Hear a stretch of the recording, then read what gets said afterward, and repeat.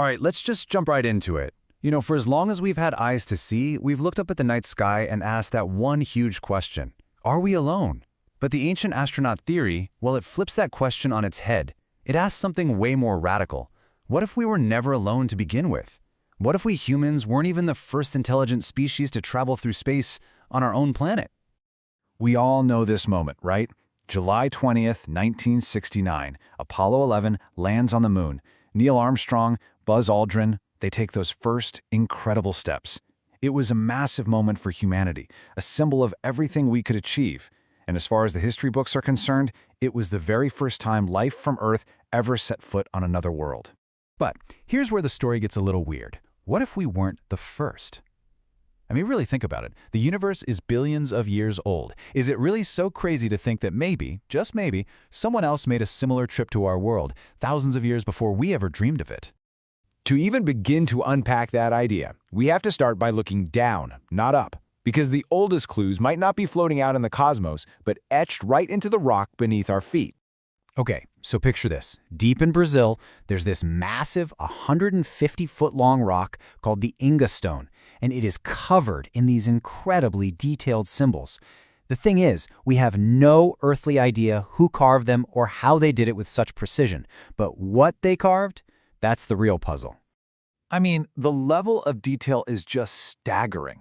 We're talking about clear depictions of constellations like Orion, a map of the Milky Way, and these strange spirals that some researchers think represent energy vortices.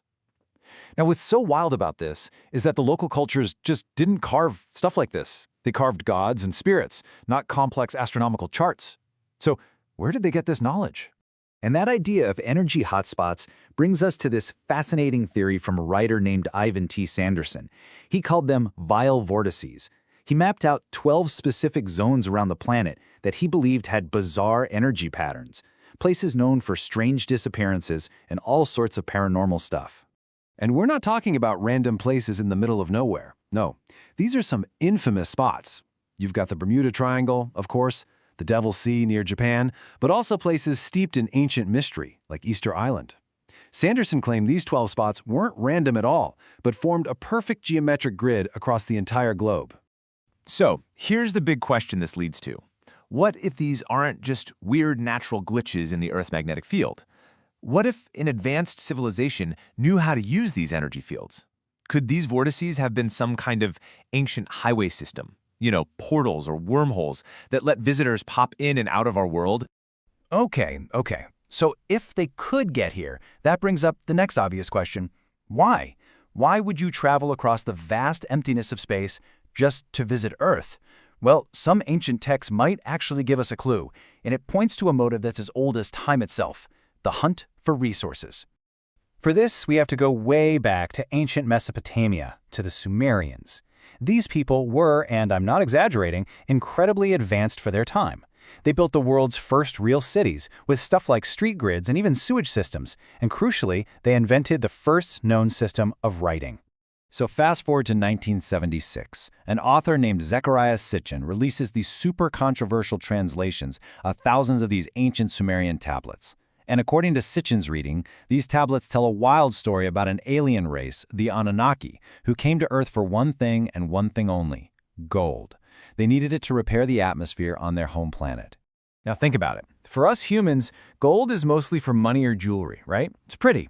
But for a super advanced technological civilization, gold is a miracle element. It's one of the best electrical conductors there is. It's essential for nanotechnology. And yeah, you could theoretically use gold nanoparticles to fix a planetary atmosphere. It's the kind of resource you definitely cross a galaxy for. So far, the clues we've looked at have been carved in stone or written on clay. But this next piece of the puzzle, it's much more personal. It's written on the human body itself. All over the world, from Peru to the Congo, archaeologists keep finding these really bizarre, elongated skulls. And no, this isn't some genetic condition. This was done on purpose. It's a practice called cranial binding, where a baby's soft skull was gently bound and compressed so it would grow into this strange, elongated shape. The real question is, why on earth would anyone do that? Basically, there are two main schools of thought here. Mainstream archaeologists will tell you it was probably to show you were part of the elite, like a permanent crown you could never take off. But the ancient astronaut theory offers a much different explanation. What if they were copying someone?